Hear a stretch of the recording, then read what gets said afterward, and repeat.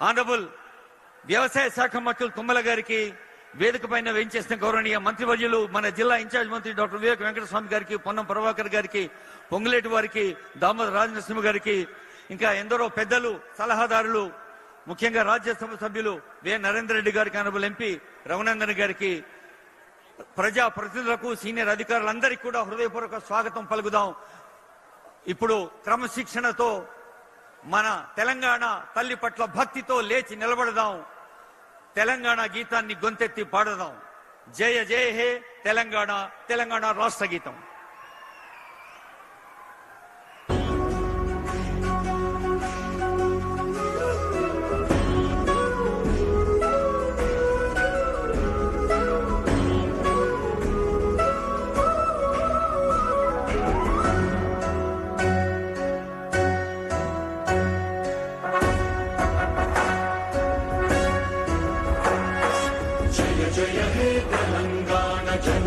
జయకేతనం ముకోటి గొంతుకలు ఒక్కటైన చేతనం తరతరాల చరితగల తల్లి నీరాజనం పదపదాన నీ పిల్లలు ప్రణమిల్లిన శుభతరుణం. జయ తెలంగాణ, జయ జయ తెలంగాణ, జయ తెలంగాణ, జయ జయ తెలంగాణ.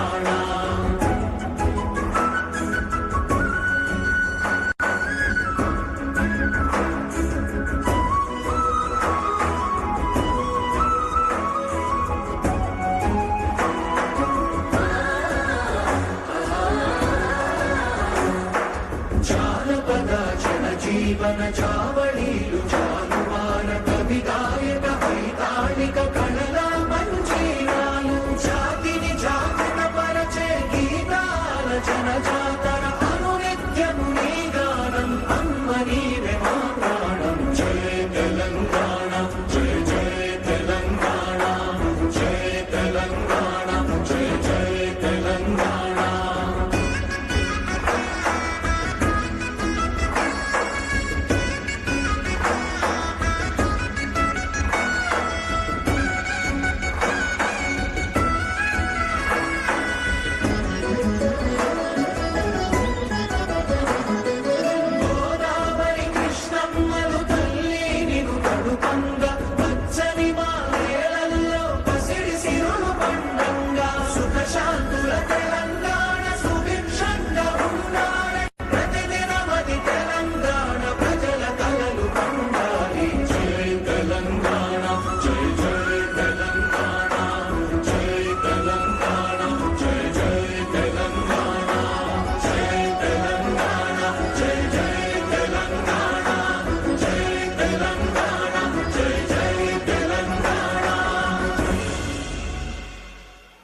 రైతు సుఖంగా ఉంటేనే రాజ్యం సుఖంగా ఉంటుంది అని లక్షలాది మంది రైతన్నల్ని, తల్లుల్ని, రైతు కుటుంబాల్ని అనేక వేదికలపై చెప్తున్న ముఖ్యమంత్రి గారికి మరోమారు స్వాగతం పలుకుతూ, మన సంస్కృతిలో, మన సంస్కారంలో ముందుండేది అగ్రభాగాన ఉండే అగ్రికల్చర్, హార్టికల్చర్, సెరికల్చర్. తుమ్మల వారి శాఖకు ఎన్నో కొమ్మలు. గౌరవనీయులైన మంత్రివర్యులు తుమ్మల వారికి ఈ వేదిక స్వాగతం పలుకుతోంది. వారి ఆధ్వర్యంలో సభ నడుస్తోంది. గౌరవనీయులైన వ్యవసాయ శాఖ మంత్రులు పెద్దలు తుమ్మల నాగేశ్వరరావు గారు వారి సందేశంతో ఈ సభ నిర్వహిస్తారు.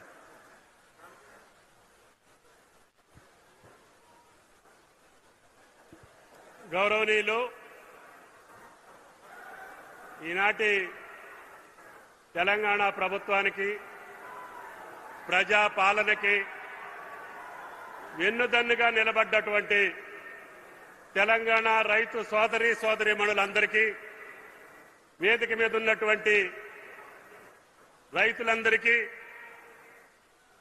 ఈనాటి మహత్ కార్యానికి మన పల్లెబిడ్డ, కొండారెడ్డిపల్లి వాస్తవ్యులు, గ్రామీణ బిడ్డ,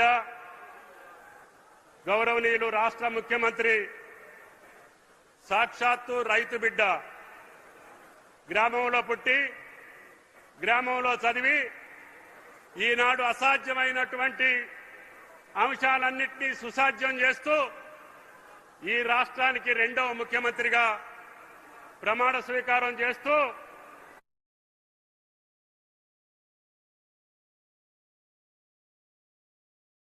శ్రేయస్సే నా ధ్యేయం. నా ప్రధానమైనటువంటి నా పాలన ప్రజాపాలనలో నాకు అత్యంత ప్రాముఖ్యం కలిగినటువంటిది వ్యవసాయం.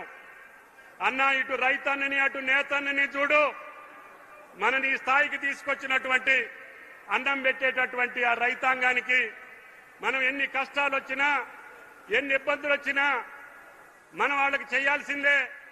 కాబట్టి మీరు ఏది చెబితే అది రైతు బిడ్డగా నేను చేస్తాను అని చెప్పి మాటిచ్చి మాట తప్పని మడమ తిప్పని నాయకుడిగా ఈనాడు తెలంగాణ రాష్ట్ర ముఖ్యమంత్రి.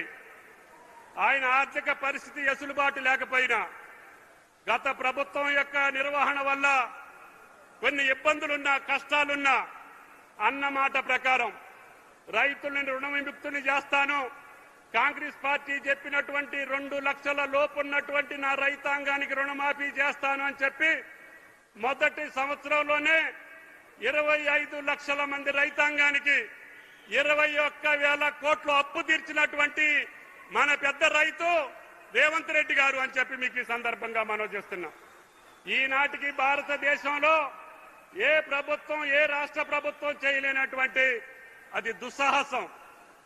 అప్పుల్లో ఉన్న ఆర్థికపరమైన వెసులుబాటు లేకపోయినా అన్నా నేను మాటిచ్చాను, ఒకేసారి రుణమాఫీ చేస్తేనే ఆ రైతు బాగుపడతాడు తప్ప గతంలో మాదిరిగా 4 కితాలు వేస్తే ఆ అప్పు తీరదు, వడ్డీ మిగులుద్ది, మళ్లీ రైతు వడ్డీ కట్టుకోవాలి తప్ప ఆయనకు అప్పు తీరలేదు. అందుకని వాళ్ళని కాదని మన గెలిపించారు. కాబట్టి నాకు తెలుసు కష్టం ఉన్నదని, అయినా సరే 21,000 కోట్లు వాళ్ళ ఖాతాలో జమ చేయాల్సిందని చెప్పి పట్టుబట్టి మన రుణ విముక్తులు చేసినటువంటి మన రాష్ట్ర ముఖ్యమంత్రి. ఆయన ఎప్పుడు కలిసినా పల్లెల గురించి, అదేవిధంగా రైతుల గురించి, నేతన్నల గురించి, సామాన్యుల గురించి, కష్టజీవుల గురించి మాట్లాడే ముఖ్యమంత్రి మనకి దక్కటం మన అదృష్టం. అందుకని ముఖ్యంగా రైతాంగం పచ్చగా ఉంటే, రైతాంగం సంతోషంగా ఉంటే రాష్ట్రం సంతోషంగా ఉంటది. అదేవిధంగా రైతు ఏడ్చిన రాజ్యం ఎప్పుడూ బాగుపడదని ఆయన సూత్రం. అందుకనే మనకు బాధలుంటే ఉండొచ్చు కానీ రైతుని బాధ పెట్టొద్దు అని చెప్తాడు. అందుకని ఎన్ని ఇబ్బందులు వచ్చినా మొదటి 2 సంవత్సరాల్లోనే 1,04,000 కోట్లు రైతుల జేబుల్లో మీకు బదలాయించినటువంటి ఏకైక ముఖ్యమంత్రి భారతదేశంలో. ఆనాడు ఎప్పుడో మన్మోహన్ సింగ్ గారు ఉన్నప్పుడు దేశం మొత్తానికి 70,000 కోట్ల రుణమాఫీ చేస్తే మన ముఖ్యమంత్రి రైతుల ముఖ్యమంత్రి, రైతు బాంధవుడు ఒకే సంవత్సరం 21,000. ఈ భారతదేశంలో ఏ రాష్ట్ర ప్రభుత్వానికి అది సాధ్యం కాలే. కానీ దాని గురించి కూడా కొంతమంది కోహనా రాజకీయ నాయకులు ప్రస్తావిస్తుంటారు. అది మాకు కొంచెం బాధాకరం. అందుకనే మాకు మీ యొక్క విమర్శలను మేము పట్టించుకోం, మీ యొక్క సెటైర్లు మేము పట్టించుకోం, మీ యొక్క అబద్ధాలను మేము పట్టించుకోం, మీ అవాస్తవమైనటువంటి ప్రకటనలు మేము పట్టించుకోం. మాకు రైతు కళ్లే కనపడుతున్నాయి, ఆయన కళ్లల్లో ఆనందం చూసేదాకా ఈ ప్రభుత్వం వెనకడుగు వేయదు అని చెప్పి ఈ సందర్భంగా మనం చేస్తున్నాం. అందుకని